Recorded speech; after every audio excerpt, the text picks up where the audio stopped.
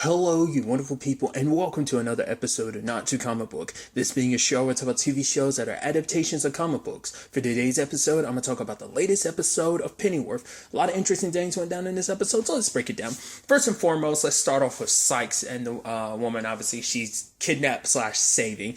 And as the episode goes on, it does cement in me more and more. I feel like she's trying to save this woman, almost because she probably feels like, hey, I couldn't save Esme, and she was in love with Esme. And part of me is like, oh, to be fair, she has this. If this ends up being a repeat of last time, she has a tendency to fall in love with the people she's kind of in charge. I don't know.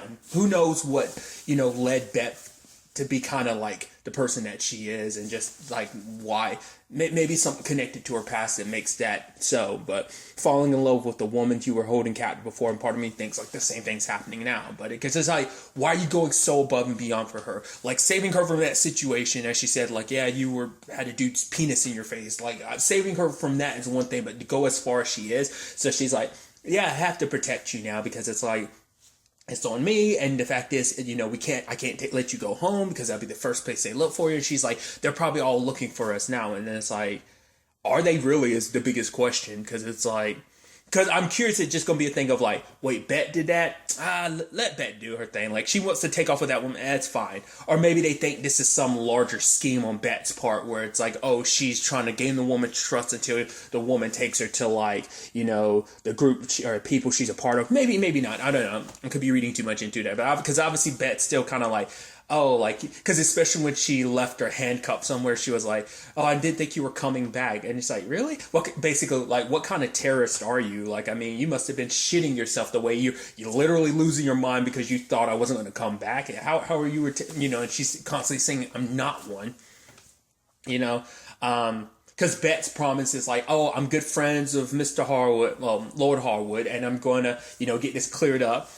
And the sad thing is, like, obviously she calls up and it's like, hey, tell Lord Harwood it's Bet Sykes. And the lady's like, okay. It's like, no, I need to talk to him now. It's like, that's not how it works. And she hangs up on Bet. So it's a situation where it's like, I guess Harwood forgot, now that he's higher up, he's kind of forgotten his friends in low places type of situation.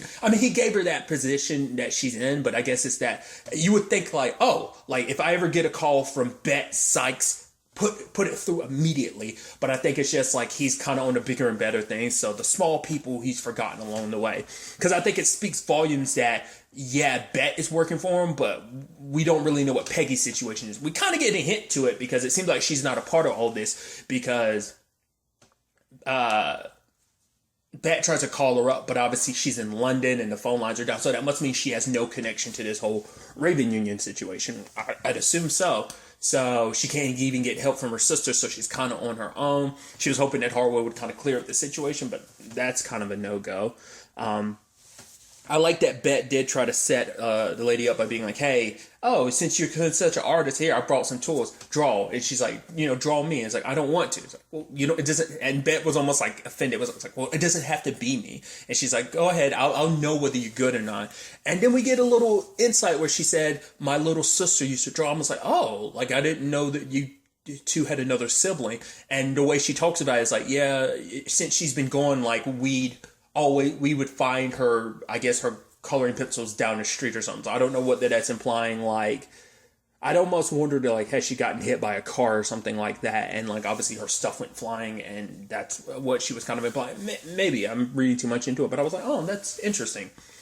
So we're getting little tidbits here and there about Sykes' past. Like, we didn't really get much on their situation, her or Peggy's, like, family situation last season. So this might be a little step in that direction. Probably get to understand who Sykes is as a character, like why she is kind of like the legit batshit crazy person that she is, But nevertheless, the lady's kind of drawing her and then immediately tries to run. Doesn't work out. Some two people were kind of nosy. Bet takes her to that. But what's also interesting at the end of the day is the lady protects her, knocks the guys out. Like, oh, they're not dead, are they? And it's like, nope.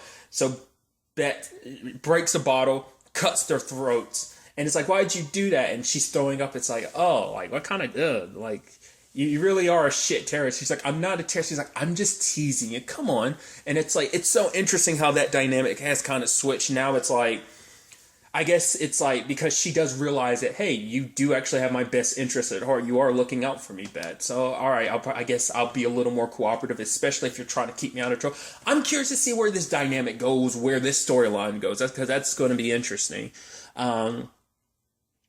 Especially because it's like, once again, she had asked Bet last episode, why are you doing this? Like, you could be doing, and it's like, Bet's like, yeah, I have other things I would want to be doing now, but it's like I brought it up before. It seemed like she was here out of obligation to Harwood just because of their past and everything, but I'm still like, beyond that, I don't know why you are doing what you're doing. It doesn't seem like your heart's necessarily in it. You know, because obviously your sister's wasn't in it because she's not here. She's back in London, not dealing with this. But maybe there's more to that. I don't know. I'm interested to kind of dive into that and find out where that story goes. Then on the other side of things, we had the whole situation with Thomas getting a visit from his boss, basically being like, because of, and it's so interesting, like the image situation, because this applies both on the Raven Union side of things as well as the U.S. government.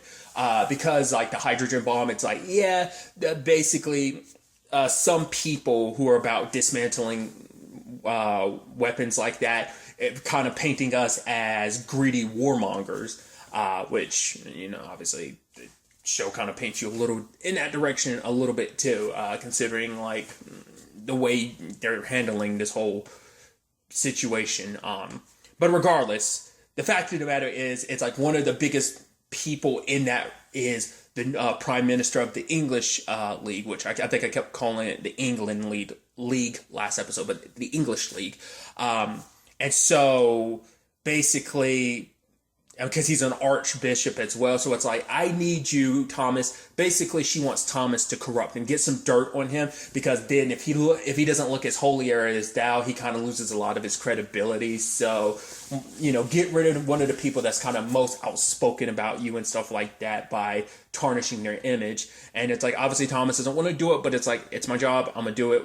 I'm not going to smile about it. It's like, all right, cool, because this is the next part you're really going to hate. And I was like, okay. I thought it might have had something necessarily to pertain to Martha. Kind of does. Lo and behold, who do they turn to? Alistair. I wasn't expecting anything with Alistair this soon in a season. That was an interesting development. So, obviously, Thomas is like, all right, we need you, because he's with the Raven Union, but because of the way he does things, because he's kind of deplorable in his own right, and just like debaucherish stuff that he gets up to and is connected to, Raven Union kind of keeps him at an arm's length. But it's like, hey, you do this for us, the CIA will be in your debt type of situation. It will kind of grease the palms a little bit more for you to be in a more favorable position. So they want him to go after the Archbishop to basically create some scandalous situation that will tarnish his name. And it's like, oh, that's a difficult situation. Difficult, not impossible. But it's like, you have to seal it with a kiss, because for him, it's like, you know, it's your way of showing, you know, Satan that you are a friend. Because it's like, you've already sold your soul, which I don't think I brought that up too much last season, but that's kind of interesting. Well, I don't know if there's a lot of stuff in the comics that talk about this. Obviously, certain storylines have depicted Thomas Wayne not in the best light. Thomas and Martha kind of got up to some shady shit. I don't know if that's always canonical, like in the comic books. I know there are certain storylines, like the Telltale Batman game, Gotham, the TV show, dabbles in that. So it makes me wonder, is this supposed to be kind of... obviously, this isn't tied to Gotham. It's its own thing, much like Gotham is its own continuity. But it still makes you wonder, could this be set up for being like, yeah... I mean, in many different regards, a lot of the stuff that...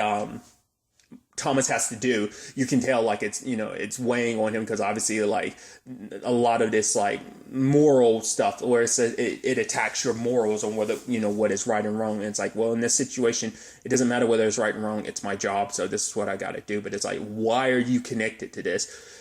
Because I guess for him, you know, one of the things is that he feels like if he doesn't take this position, they put someone else here who's a little bit more ruthless and won't care about the people that are caught up in it, in particular Martha. He cares about her. So I think that's one of the main reasons. I think there is a part of him that wants to do the right thing, you know, and it's like, well, you can't really go up against the U.S. government, you know, on your own in this regard. So it's just an interesting thing, because it seems like this could all be like, you know, the stepping stones to eventually maybe the shady stuff that he might get up to later on in his continuity. Like, you know, maybe not. I don't know. Like I said, that would also depend on what direction they would want this continuity to go within the confines of, Batman lore, But regardless, so I'm curious to see where that goes, especially if Martha finds out. I mean, granted, you're kind of screwing over the English League. I mean, he made it perfectly clear, like, where the CIA stood in this. And even she knows, like, oh, the neutrality isn't a real thing, but still, they're a lot more hands-on, and obviously Thomas is a lot more hands-on in this regard. But finding out that Alistair's mixed up in this, she's not going to have the best feelings. Obviously, he doesn't either, because made him confront the devil that's kind of in him too, that, and I think you can almost make an argument maybe that gets passed on to Bruce a little bit too. Like, I mean, obviously Batman could go a little far when it comes to like beating the crap out of criminals. I mean, once again, depends on the continuity, but I think across all continuities, he can kind of beat the crap out of criminals. He never crosses that line. I mean, obviously in certain stuff does, but it makes you wonder, like, that anger that's in Thomas, like, it seems like Bruce kind of got some of that as well. Maybe, once again, probably reading too much into it, but, which we also kind of, speaking of like the English League, we did have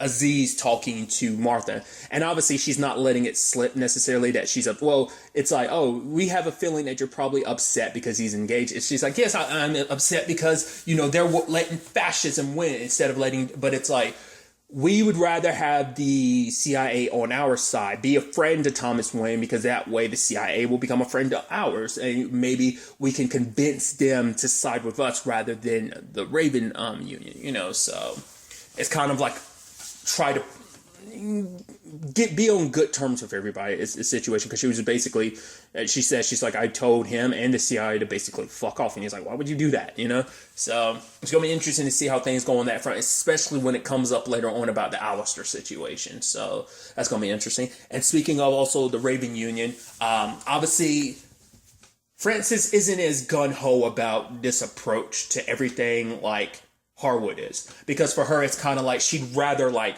because Manchester and London, it was Manchester and somewhere else besides London, I think there's at least, like, other than London, I think there's two other places. Manchester's definitely one, I don't remember what the other one was, that's still holding out. And for her, she doesn't like this dragging on, because it's like the more it drags on, she just rather they surrender.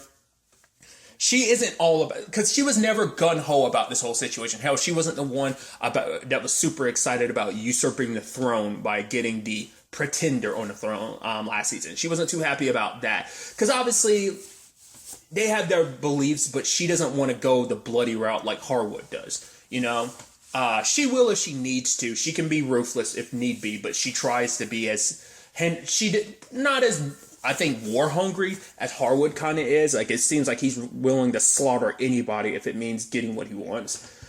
He's that, everyone's a fanatic in their own regard. Both of them are, but I think he's probably the even more extreme fanatic, which isn't, like I said, she's a fanatic as well, but I think he's the more extreme side of things, especially when she finds out what Salt's been up to, especially because it's like, the way Harwood's trying to spin it is like, obviously, like, bombs and stuff like that destroy property, but he's like, at least with this poison, it's like, oh, we'll kill people, we'll kill our enemies, and it won't look as grotesque. Like, it's all about image, which even Francis is like, oh yeah, no, it is about the amount of people you're killing, not who cares about the damn image of the body and stuff like that. But the fact is that Salt is dedicating so much time to the appearance in the body of stuff like that's why I was wondering, like, what was that about? Because it's like, I guess you want to make it seem like you're not monsters by making it seem like, oh, these people died peacefully or something like that. You make it seem a little less grotesque, as like, bombs show destroyed buildings, and you show someone twisted and foaming at the mouth and like a grotesque image. It's going to associate the Raven Union with this. But if you make it seem like, like, we're killing people peacefully, I guess they're trying to create the image like we are only doing the small part. We're trying to limit the damage to the city, and obviously Francis is like, please tell me that you're going to stop this, and Jimmy's like, you're right. This isn't the right way. It's like, we know it's BS. Harwood's willing to go to whatever length. So for him, it's like he's going to continue that. He's just not going to tell Francis. That's why he didn't tell Francis in the first place, because she is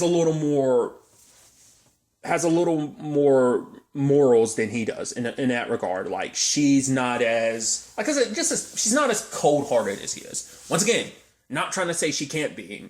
She can be, but well, no. Because I was like, what was her name? The head from last season that was in a jar. It's like, oh, we're going to do that. It was like, that might have been her threatening Martha, but who's to say? I mean, I don't know if that's her thing. It might be, or maybe that was just a Raven society thing in general, and she just leaned into it, and she never did it herself. But more often than not, when we've seen Frances, she's never been. That's the only time we've ever seen Frances be cruel last season. So that's why I'm still kind of like, I don't know. Well, we'll see where things kind of go from there. But it's definitely like Salt's like not going to stop because, well, for one, he wants to keep going, I'm sure, because he's all about experimentation and stuff like that, I'm sure. And then you also have like Harwood who needs it, so I'm not too surprised about that. So it's going to be interesting to see how things kind of flow on that front. On the other side of things, we had the whole situation with Alfred. Him, Basil, and Dave Boy, they almost got enough money. It's like basically like another week and we're out of here. And it's like, yeah, but obviously it's weighing on Alfred, especially because he was like, yeah, no goodbyes. And it's like, well, I know goodbyes. It's like, yeah, but people are going to say we're going to be running away. And Dave Boy's like, we are running away. He's like, no, we're getting a fresh start. But it's just like, what about Sandra? It's like, I'll tell her when the time is right. It's like, yeah, we're running away. But because it's like, because Basil was like, why do you care what people have to say? It's like, but I guess for Alfred, it's like, it's the image. It's like, I don't want people to think we're running away. We're getting a fresh start, So obviously it is weighing on him, about leaving, especially with, but obviously we can understand why he wants to leave, especially because he's talking to his mom about like, hey, we're almost got enough money.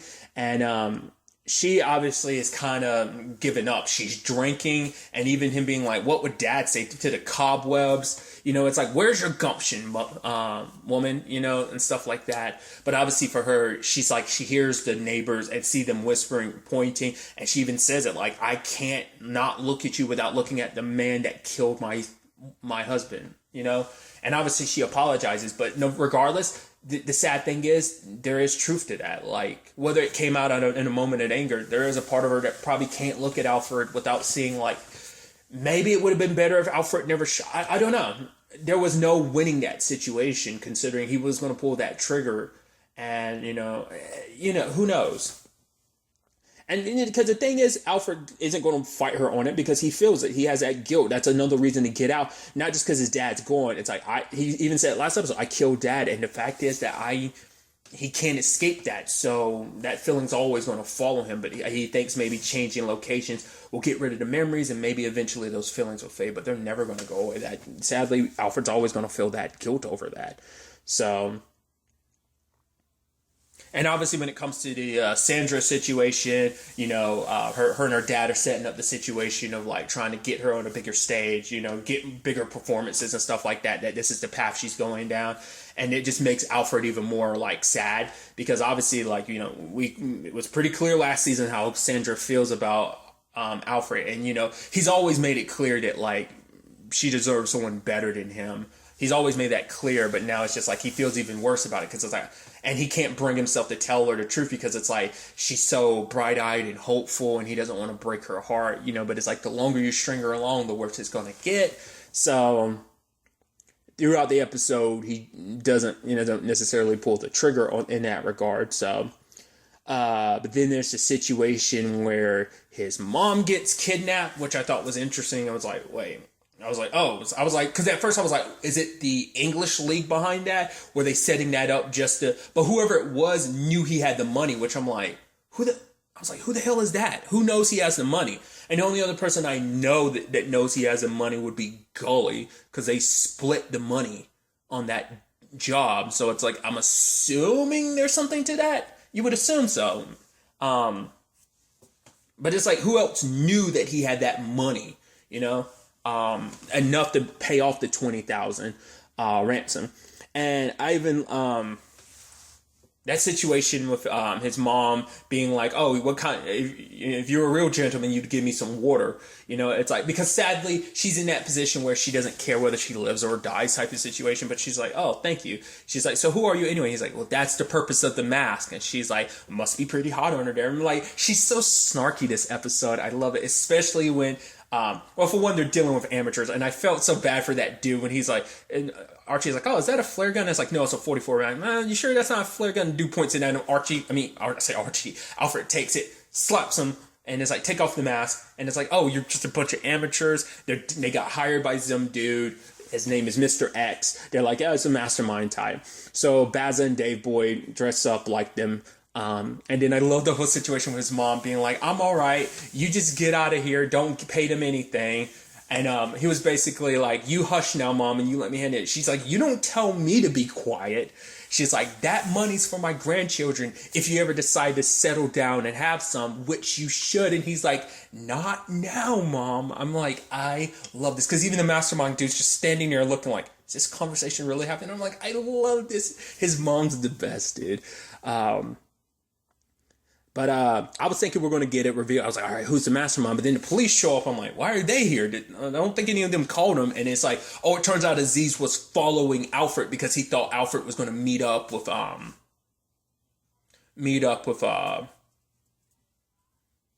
Gully, like who he worked with last time, or maybe meet up with Salt, I guess is what he was thinking. Either way, it's like, oh, wait, Aziz bungled this hard. It's like, oh, well, you have every right to be suspicious of Alfred because even he said at the beginning, he's like 80% sure Alfred was a part of this whole thing, but he'd rather keep someone like that you can't trust a little closer than, so they kind of bungled that. I also love that Dave Boy got hurt. I'm like, it seems like every situation ends with Dave Boy getting hurt, whether it's being shot or stabbed. He's literally the only one that walks away from these situations hurt. And I'm like, that's eventually going to turn into a situation where he's going to end up dead because of this. It's just like, what was it? Like, he was like, you bastard. I was so close to fucking, Doris Day or something like that. I'm sure it's someone pretty famous from that time. I'm not well informed, but it's like kind of really buggered that up. And even his mom calling him an albatross, and Aziz looking like, well, this didn't go the way I thought it would. So, and now Alfred's lost his money, so they're back to square one. So no need to tell Sandra you're going to leave because you're not going to, because you need to build that money back up. So, I mean, granted, they're going to try and find out who robbed them, but it's like, well, they have no idea because none of the people, because whoever was with him left with him as well. So it wasn't just Mr. X that got away. So it's like, we still don't know who that is. So I'm sure Alfred's going to be trying to fix that situation. If not, they're going to have to work hard all over again to get that back up. I mean, but to be fair, Alfred's heart's not in it. Even Basil was like, yeah, like, you don't have to go just because we go. I even love that Basil's trying to learn Texas Hold'em because he's like, yeah, they play it all. Like, it's like, I guess it's a stereotype that, I mean, maybe it was a true back then, but being like, yeah, all Americans play Texas Hold'em, so he's got to get good at the game. I should also note what I thought was kind of an interesting development was finding out. I mean, it makes sense, but obviously the English League is gathered up. Obviously, we see the Archbishop, but we also see obviously the Queen. But John Ripper there makes sense. He was working with this, which is interesting because obviously he has connections to the CIA because they're the ones that kind of put him in that position to be with Undine, I guess. I don't know whether he was with her because he really liked. I mean, granted, he sure as hell didn't stick around when she was being dragged off by the Raven Society. That sure as hell was sure. So he's still. I mean, granted, like. So that's what I'm wondering. Does he still have connections to the CIA? Does the CIA still kind of pulling his strings? So that could be him still pulling the English league's strings. We'll see kind of on that front what kind of ends up happening. But obviously, it's a difference of opinion about like. We need to stop because some people are like, because obviously John was like, we need to like bolster our defenses in Manchester, but Aziz was like, we need to take those resources from those places because they're going to fall eventually, and we need to bolster London. It's kind of his opinion on the whole thing. But other than that, we have the ending of the episode where Alistair, runs into the church and stuff like that. I'm like, what is he? Oh, right, the Archbishop. And it's like, he's like, oh, I need to speak to God. So he's getting close to the Archbishop. And it's like, basically, he's very good at getting people to kind of, I guess, submit themselves to their darkness. Now, whatever that is, I guess it's beside the point.